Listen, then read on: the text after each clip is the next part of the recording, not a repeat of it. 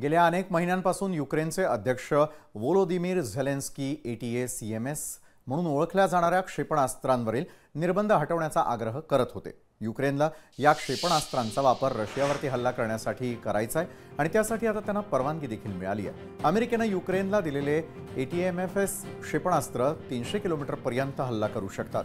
युक्रेनकडून या क्षेपणास्त्रांचा वापर रशियाच्या अंतर्गत भागात हल्ल्यासाठी होऊ शकतो। अमेरिका युक्रेनचा सर्वात मोठा शस्त्रास्त्र पुरवठादार देश आहे। जर्मन संशोधन संस्था किल इन्स्टिट्यूट फॉर द वर्ल्ड इकॉनॉमीनुसार या युद्धाची सुरुवात झाल्यापासून जून 2024च्या अखेरपर्यंत अमेरिकेने युक्रेनला 55.5 बिलियन अमेरिकन डॉलर म्हणजेच 55.5 अब्ज डॉलर किमतीची शस्त्र आणि उपकरणे पुरवलेली आहेत। लोकशाही मराठी ऐका, पहा, जागरूक रहा।